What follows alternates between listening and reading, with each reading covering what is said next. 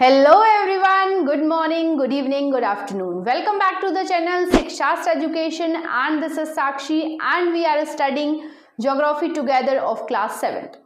हम already chapter 1 start कर चुके हैं जिसमें 2 पार्ट्स कंप्लीट कर चुके हैं। इंट्रोडक्शन वीडियो के साथ हमने कुछ इंपॉर्टेंट टर्म्स को भी ऑलरेडी स्टडी कर चुके हैं।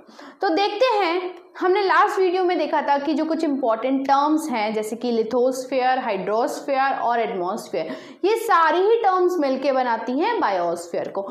एंड उसी बायोस्फीयर को हम यहाँ पे रिलेट करने वाले हैं एक सिस्टम से, दैट इज इकोसिस्टम। तो चलिए शुरू करते हैं हमारा आज का topic, that is ecosystem and this is the last topic of your chapter. और यहाँ हम जल्दी से हमारे चैप्टर्स को, हमारे फर्स्ट चैप्टर को फिनिश करने वाले हैं। So let's start. तो हमने लास्ट क्लास में देखा था वो जो 4 टर्म्स देखी थी, that is lithosphere, hydrosphere, atmosphere and biosphere. तो बायोस्फीयर क्या था? बायोस्फीयर जहाँ पे सारी ही लिविंग थिंग्स अवेलेबल थी, जिस पार्ट में लिविंग थिंग्स कवर कर रही थी, मीन्स वो लैंड पर भी थी, एयर पे भी थी और वाटर में भी थी, और उसी पूरे पार्ट को हम क्या बोल रहे थे? बायोस्फीयर बोल रहे थे। तो यस, अब हम देख रहे हैं इकोसिस्टम। इकोसिस्टम क्या है? What is ecosystem?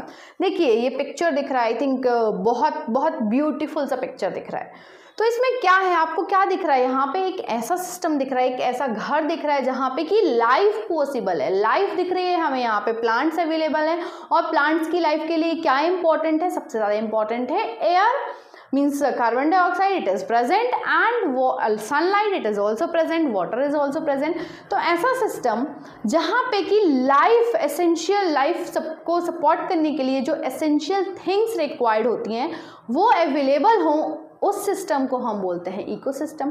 अब चलिए देख लेते हैं बुक की टर्म्स में क्या लिखा है, इकोसिस्टम क्या होता है exactly. So it is a system formed by the interaction of all living organisms. देखिए सारे लिविंग ऑर्गेनिजम्स जो कि बायोस्फीयर में हमने देखे थे, जैसे कि मैं हूँ, आप हैं, all the animals, all the birds, all the plants, सभी लिविंग ऑर्गेनिजम्स हैं। और आप जानते हैं, आपने देखा होगा कहीं ना कहीं कि ये सारे लिविंग थिंग्स जो हैं, लिविंग ऑर्गेनिजम्स जो हैं, एक दूसरे पर इंटरडिपेंडेंट है। कैसे? जैसे हम प्लांट्स पे डिपेंड है, किस लिए? ऑक्सीजन के लिए, क्योंकि हमारे पास जो ऑक्सीजन आ रहा है कहाँ से आ रहा है? प्लांट्स से आ रहा है। वैसे ही प्लांट्स भी हम पर डिपेंडेंट है क्योंकि हम ही तो एक्सेल करके उनको कार्बन डाइऑक्साइड प्रोवाइड कर रहे हैं। तो yes, we living organisms are interdependent और ईच अदर। और इसी सिस्टम को जहाँ पे कि लिविंग थिंग्स एक दूसरे पर डिपेंड है और उसके अलावा उसकी सराउंडिंग्स को यूज़ कर रहे हैं, हम लिविंग थिंग्स के अलावा हम अपनी सराउंडिंग्स पे भी बहुत सारी चीज़ों के लिए डिपेंडेंट है। और ऐसी ही प्लेस जहाँ पर हम लिविंग थिंग्स एक दूसरे से इंटरेक्ट होकर एक दूसरे को सपोर्ट कर रहे हैं, ऐसे ही सिस्टम को हम बोलते हैं इकोसिस्टम। तो what is ecosystem? Where the living things are interacting with each other and with the physical and chemical change। Chemical और फिजिकल फैक्टर्स के साथ जो क्रिएट कर रही हैं, that system is called ecosystem. तो फिजिकल चेंज क्या होता है? फिजिकल चेंज वो जो कि चेंज होने के बाद वापस से अपनी प्रॉपर्टीज, वापस से उसी शेप साइज वैसा का वैसा हो जाए, वो अपनी प्रॉपर्टीज लूज ना करे, वो किसी के साथ मिक्स होने के बाद भी अपनी प्रॉपर्टीज को बनाए रखे, उसे हम फिजिकल चेंज बोलते हैं। और केमिकल चेंज जब किसी चीज़ से मिल जाता है तो वो अपनी प्रॉपर्टीज लूज करके किसी और न्यू प्रॉपर्टीज क्रिएट कर लेता है, उसे हम केमिकल चेंज बोलते हैं। और इन्हीं 2 फैक्टर्स के कारण, फिजिकल और केमिकल फैक्टर्स कहीं ना कहीं हमारे चेंजेस में, इंटरडिपेंडेंसी में इफेक्ट करते हैं और उसी सिस्टम को हम बोलते हैं इकोसिस्टम। तो देखिए यहाँ पर अर्थ में जितनी भी सारी चीज़ें अवेलेबल हैं, कहीं ना कहीं सारी चीज़ें एक दूसरे पर इंटरडिपेंडेंट हैं। और यहीं से जब हम एक दूसरे से इंटरडिपेंडेंट हैं तो हम अपनी एनर्जी को भी तो एक दूसरे से ट्रांसफ़र कर रहे हैं। जैसे फॉर एग्जांपल, अगर हम कोई फ्रूट्स, कोई वेजिटेबल कंज्यूम कर रहे हैं तो उस वेजिटेबल में जो एनर्जी है हमने उसके साथ वो भी तो कंज्यूम कर ली है। तो yes, in this way we are transferring the energy. तो ऐसा सिस्टम जहाँ पे कि लिविंग थिंग्स एक दूसरे से इंटरेक्ट होती हैं, एक दूसरे पर इंटरडिपेंडेंट होती हैं और एनर्जी को ट्रांसफर करती हैं किसी भी फैक्टर के through, either by the physical factor और केमिकल फैक्टर, तो उस सिस्टम को हम क्या बोलते हैं? इकोसिस्टम बोलते हैं। अगर फॉर एग्जांपल हम लेते हैं एक बहुत छोटी सी कांच की बॉटल में आप थोड़ी सी सॉइल डाल देते हैं, एक इंसेक्ट को रख देते हैं और एक लीफ रख देते हैं फॉर रेफरेंस ऑफ प्लांट, या छोटा सा पौधा लगा देते हैं कुछ, तो वो एक क्या बन जाएगा? वो भी एक इकोसिस्टम कहलाएगा, क्योंकि वहां भी तो लाइफ पॉसिबल है, भले ही एक छोटे से इंसेक्ट की लाइफ पॉसिबल है। क्या आपने कभी सोचा है कि एक जो छोटी सी चींटी होती है, अगर वो नहीं होगी अर्थ में, अगर ये जो छोटे छोटे से इंसेक्ट्स होते हैं अगर वो नहीं होंगे अर्थ में, तो क्या होगा अर्थ का? ये जो अर्थ हमारा जो एनवायरनमेंट है, ये जो बैलेंस है, ये कैसे बैलेंस है? कहीं ना कहीं सारे लिविंग ऑर्गेनिजम्स इसको सपोर्ट कर रहे हैं, इसको बैलेंस करने में, क्योंकि हम जो इतना सारा वेस्ट क्रिएट कर रहे हैं, ये कौन डिकम्पोज कर रहा है? वही छोटे छोटे इंसेक्ट्स डिकम्पोज कर रहे हैं। तो सारे ही लिविंग ऑर्गेनिजम्स की इक्वल इम्पॉर्टेंस है इस पूरे एनवायरनमेंट को बैलेंस करने में, और इसी पूरे एनवायरनमेंट को हम बोलते हैं इकोसिस्टम। आगे देखते हैं और इसके बारे में क्या लिखा हुआ है आपकी टेक्स्ट बुक में। हमने देखा इकोसिस्टम जहाँ पे कि लिविंग थिंग्स एक दूसरे को इंटरेक्ट कर रही हैं। अब कौन सी लिविंग थिंग्स देखते हैं?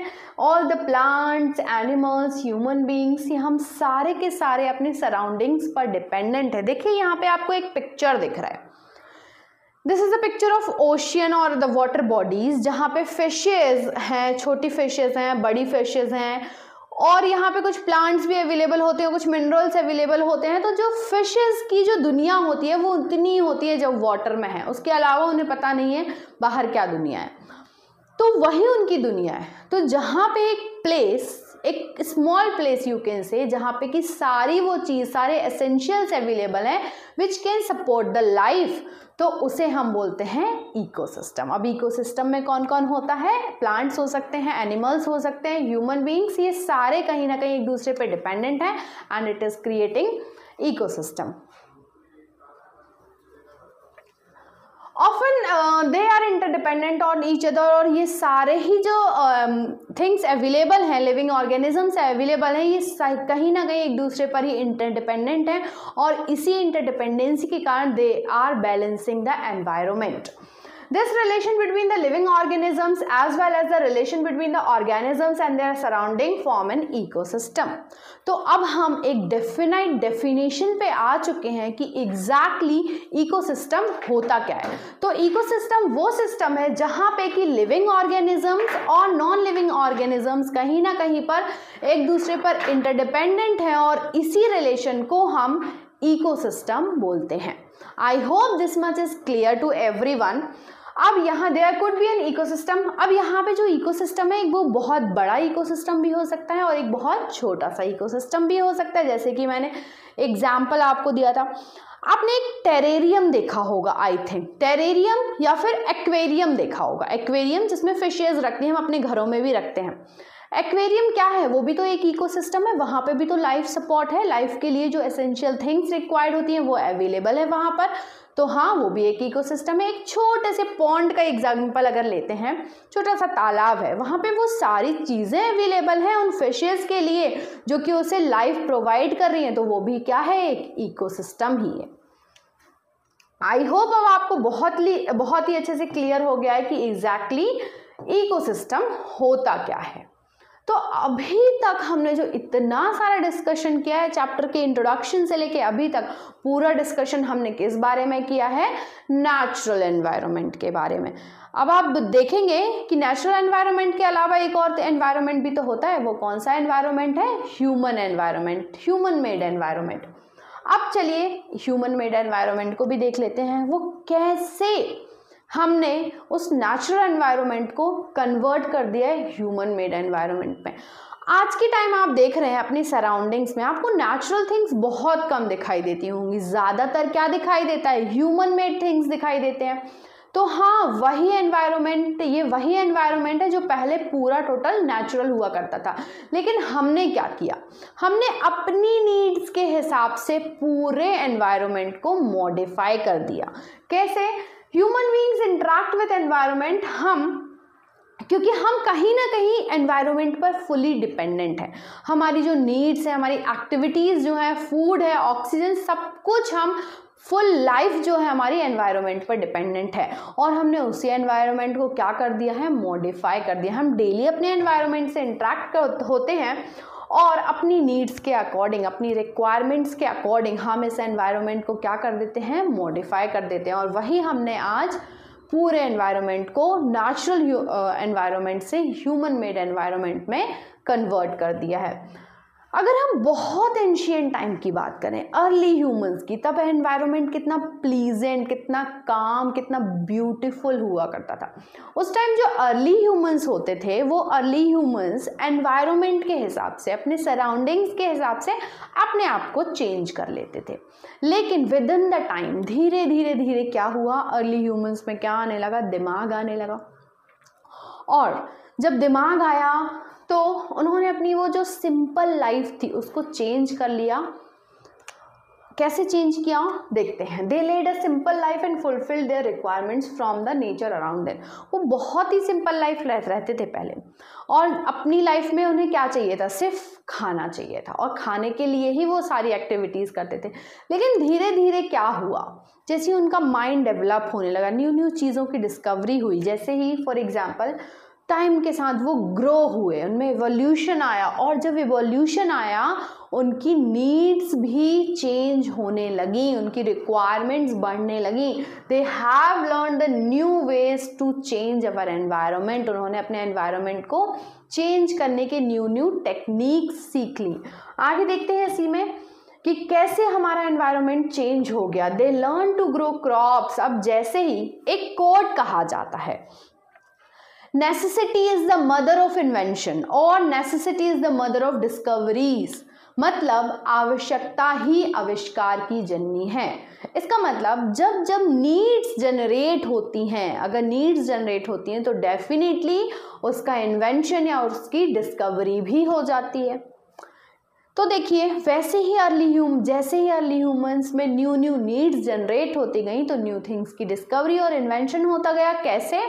सबसे पहले इन्वेंशन हुआ व्हील का। व्हील जब इन्वेंट हुआ तो उससे रिलेटेड एक चीज़ हुई इन्वेंट, उससे रिलेटेड और भी बहुत सारी हमारी नीड्स इंक्रीज होते गई, एंड डे बाय डे हमारी नीड्स इंक्रीज इतनी इंक्रीज हो गई कि हमने क्या कर दिया, सरप्लस फूड। उसके बाद हमने जब नीड्स इंक्रीज होते गई हमने क्या किया, we learn to grow crops, domesticate animals, lead a settled life. हम पहले जो जैसा ह्यूमन बींग हुआ करते थे अर्ली ह्यूमंस, उन्होंने वो अपने आप को चेंज कर लिया। अब वो क्या करने लगे थे, क्रॉप्स ग्रो करने लगे थे, डोमेस्टिकेट करने लगे थे, एनिमल्स को पालने लगे थे, एक पर्टिकुलर प्लेस पे सेटल हो गए थे।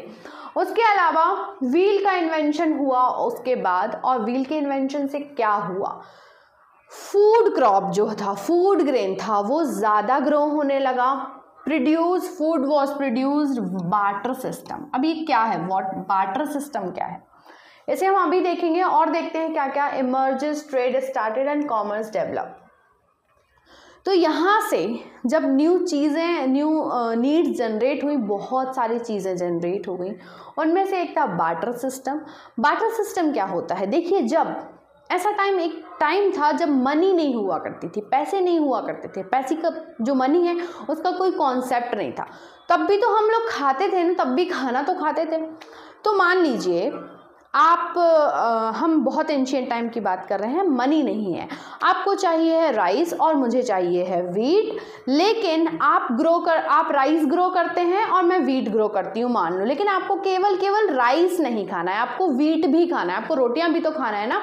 तो आप क्या चाहेंगे कि मुझे वीट मिल जाए, तो हम क्या करेंगे, हम अपनी नीड्स को सेटिस्फाई करने के लिए हम अपनी चीज़ों को एक्सचेंज कर लेंगे। मैं आपसे बोलूँगी कि आप हाफ राइस मुझे दे दीजिए और मेरा हाफ वीट आप ले लीजिए। तो इससे हमने क्या किया, हमने हमारी चीज़ को एक्सचेंज तो कर लिया, लेकिन यहाँ पे हमने कहीं मनी यूज़ नहीं करी। और इसी टाइप के एक्सचेंज को हम बोलते हैं barter system. Barter system means exchange of things without using money. Money को बिना यूज़ किए चीज़ों को एक्सचेंज करना अपनी नीड्स को सेटिस्फाई करने के लिए, और वहीं से बार्टर सिस्टम स्टार्ट हो गया।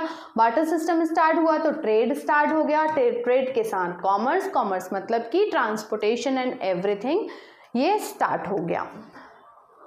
टाइम बाय टाइम धीरे धीरे जैसे एवोल्यूशन होते गया, डेवलपमेंट होते गया, revolution, industrial revolution, industries setup हो गई, लार्ज स्केल प्रोडक्शन होने लगे, ट्रांसपोर्टेशन बहुत फास्ट हो गया, इतनी सारी न्यू एडवांस टेक्नोलॉजी आ गई।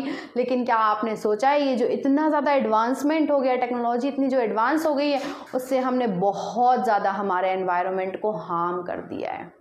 तो हमें क्या करना है, हमें अपने लेवल पे जितना हो सके हमें अपने एनवायरनमेंट को सेव करना है।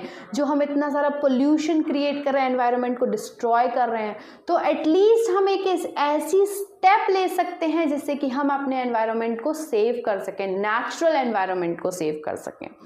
आगे देखते हैं इसी के साथ एक एग्जाम्पल के साथ कि देखिए अब ये जो हमें क्यों एनवायरनमेंट को सेव करने की ज़रूरत है, क्यों हमें इसे बैलेंस करने की ज़रूरत है, क्यों हम अपने आसपास ह्यूमन मेड एनवायरनमेंट को नहीं प्रेफर कर सकते, क्यों हमें नेचुरल एनवायरनमेंट ही चाहिए, क्योंकि हमें हमारे एनवायरनमेंट में एक बैलेंस चाहिए। एक एग्जाम्पल लेते हैं, मान लीजिए समर सीजन में आपने कभी ये सोचा है कि क्यों हमें समर सीजन में एक जूसी वाटरमेलन खाना पसंद करते हैं हम, और विंटर सीजन में हम रोस्टेड पीनट खाना पसंद करेंगे, ऐसा क्यों? क्योंकि देखिए जब समर का सीज़न है तो हमारी बॉडी को क्या चाहिए, कोल्डनेस चाहिए। समर तो ऑलरेडी एटमॉस्फेयर में, तो हमें अपनी बॉडी को क्या रखना है, कोल्ड रखना है। तो हम क्या करेंगे, हम ऑब्वियसली वाटरमेलन खाएंगे, जूस पिएंगे जिससे कि हमारी बॉडी ठंडी हो पाए। तो हम क्या कर रहे हैं, हमारी बॉडी को बैलेंस कर रहे हैं। वैसे ही अगर विंटर्स में देखें तो विंटर्स में हम रोस्टेड पीनट्स क्यों खाएंगे, क्योंकि हमें अपनी बॉडी के लिए हीट चाहिए है। तो इससे भी हम क्या कर रहे हैं, हमारी बॉडी को बैलेंस कर रहे हैं, इक्वेट कर रहे हैं। वैसे ही हमें हमारे एनवायरनमेंट को भी बैलेंस करने की बहुत ज़्यादा ज़रूरत है, और कहीं ना कहीं हम इस एडवांस टेक्नोलॉजी के साथ हमारे एनवायरनमेंट को डिस्ट्रॉय कर रहे हैं।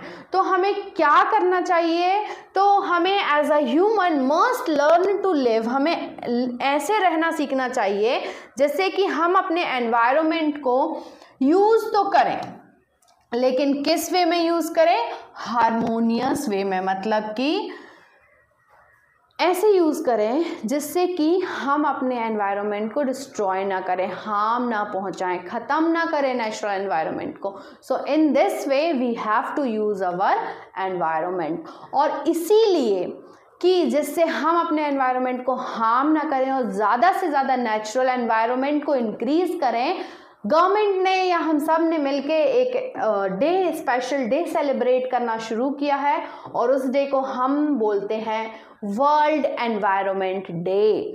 सो every year on 5th June we celebrate world environment day. और अब ये क्यों सेलिब्रेट किया जाता है, जिससे कि इतना ज़्यादा जो एडवांसमेंट हो गया है टेक्नोलॉजी में, जो आसपास आप इतना ज़्यादा ह्यूमन मेड एनवायरनमेंट देख रहे हैं जो कि डिस्ट्रॉय कर रहा है हमारे नेचुरल एनवायरनमेंट को, पॉल्यूट कर रहा है, उसको कहीं ना कहीं हम कम कर सकें और नेचुरल एनवायरनमेंट को इंक्रीज कर सके फॉर बैलेंसिंग अवर एनवायरनमेंट, जिससे हमारा एनवायरनमेंट बैलेंस हो पाए। तो इसलिए इस अवेयरनेस के साथ we have started celebrating the world environment day on 5th June. तो इसी के साथ मैं समाप्त करती हूँ इस चैप्टर को, that is our environment chapter. इसी के साथ चैप्टर ख़त्म होता है। आई होप आप सभी लोगों को ये चैप्टर बहुत अच्छे से समझ में आया होगा और आपके सारे डाउट्स क्लियर हो गए होंगे। तो बने रहिए मेरे साथ शिक्षास्त्र एजुकेशन में, जहाँ मैं आपके लिए और नेक्स्ट चैप्टर्स की फुल डिटेल एक्सप्लेनेशन लाने वाली हूँ। तो चलिए हम मिलते हैं अगले वीडियो में। थैंक यू, बहुत बहुत धन्यवाद मेरा वीडियो देखने के लिए। Thank you once again. मिलते हैं अगले वीडियो में।